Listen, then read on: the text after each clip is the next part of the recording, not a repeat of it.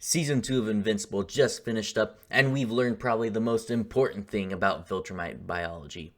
They are, in fact, the only species in the galaxy that can rip their beards off without bleeding.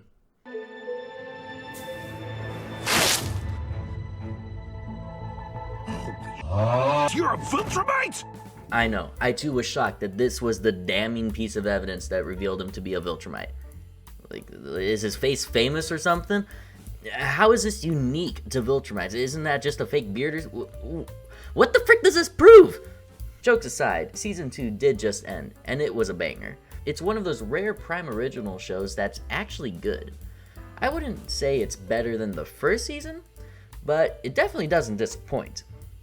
We get a lot of conclusions to some of those loose ends that were left in last season, like what's up with those Martian sequids? How about them fish people, am I right? We all like a fish mommy. We don't actually like a fish mommy. If you like a fish mommy, you need help. The fights are still great and fun to watch. The characters are developing. We're getting to see a lot more into what's going on in Mark's head as he's processing everything that happened in the previous season. If I had to give this a rating, I'd probably give it a solid 8 out of 10, would watch again. Spoiler warnings from here on out. I'm going to discuss my likes and dislikes, and it's really hard to do that without discussing some specifics, so watch at your own risk. I want to end this video on a happy note, so let's start with what I didn't care for. Honestly, there really wasn't all that much, but if I had to start with somewhere, let's start with the Guardians. Why are they here? Why are they so useless? And why is their interpersonal drama getting so much screen time? I thought they were about to get good when the Immortal became the new head honcho. Because, I mean, he seemed pretty cool from last season, what little we saw of him. He also looked like he was probably the only, strong member of the team. I mean, he did go toe-to-toe with Omni-Man and survived for 2 minutes. And that's pretty good considering all the other Guardians wouldn't last 2 seconds combined. But he was just hot-headed and depressed for most of the season. Why would you do my boy Abe Lincoln like that? Surprisingly, Rex was the only redeeming Guardian for me. The only one I actually liked, which I didn't care for him that much in the previous season because he was, mouthing off half the time. But he was actually chill. I think his brains getting blown out really helped him. But I'm low-key digging his budding friendship with Mark. My new appreciation for Rex aside, Bulletproof pretty much sums up my thoughts on the Guardians. We're supposed to be the best there is. Best superheroes on the planet. And? You serious? Okay, let's do the lineup. You got a guy who's supposed to be a genius, but the best idea he could come up with was to make himself a new body with DNA he stole from a coworker, so he can date a different coworker who currently does not want to date him.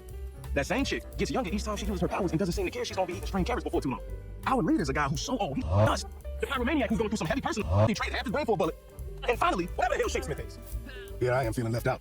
Okay, first, you're bald. Oh! And second, if you think we're the best superhero team on the planet, that head thing is secondary to your messed up judgment. The only other thing that left me feeling a little disappointed this season was, I don't know how else to put this, but a lack of focus.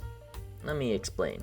In Season 1, we knew where the plot was going to from the get-go. We had 2 big questions to chew on by the end of the first episode. Why did Omni-Man kill the Guardians? And what kind of hero will Mark become? Will he go the way of his dad, or will he go the way of Superman, be an actual hero or become a villain? And Season 1 did a really good job of having all the subplots and the weekly villains playing into one or both of these questions.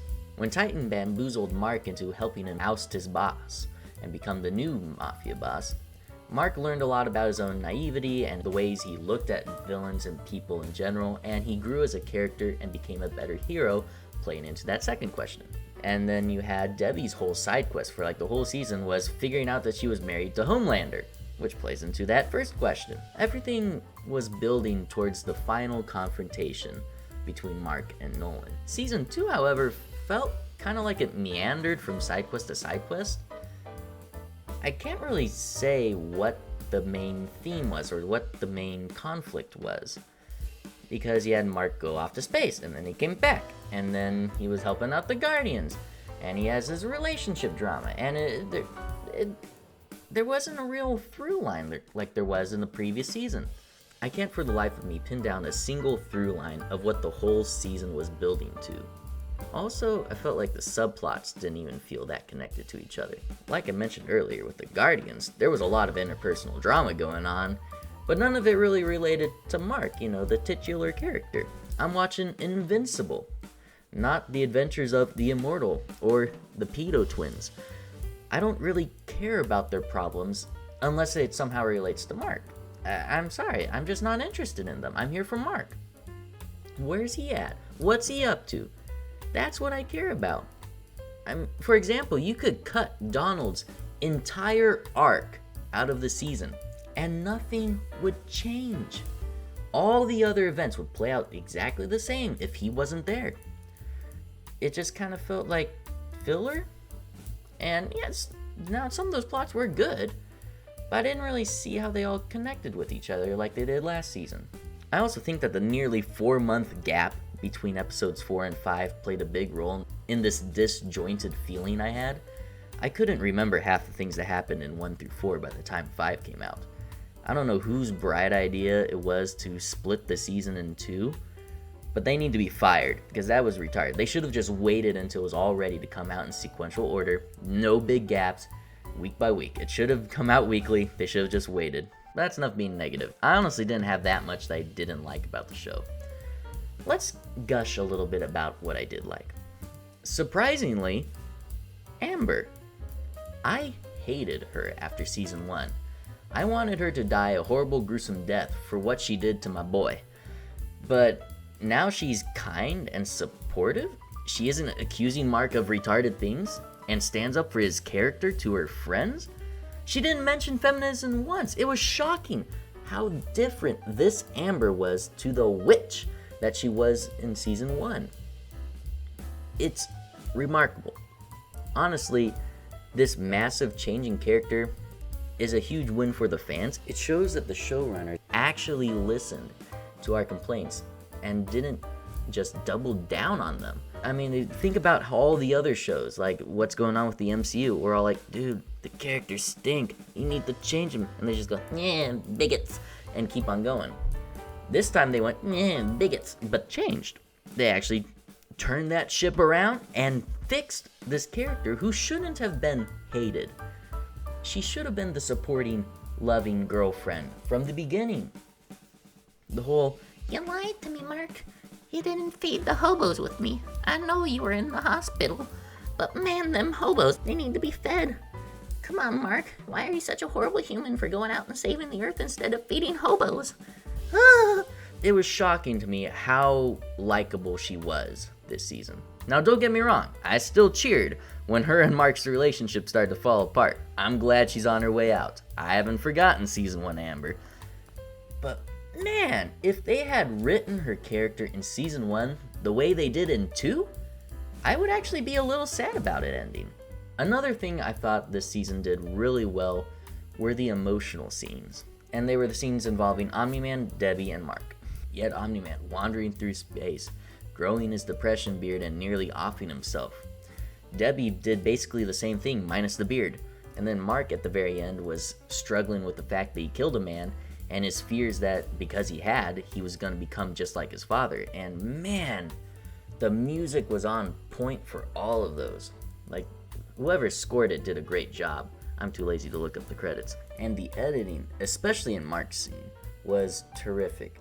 They used flashbacks almost as a substitute for an internal monologue. Like, you got to see what he was thinking by what he was remembering, which I thought was a cool way to do the internal monologue without having it being an overt, okay, we're having him say exactly what he's thinking, anime style. I got the feels. I was not expecting Invincible to give me the feels. They were moving. I don't really remember anything like that happening in the previous season. There weren't really any slow, contemplative scenes that let the characters and us reflect on what just happened. And I really think they knocked it out of the park. That's basically all I wanted to say.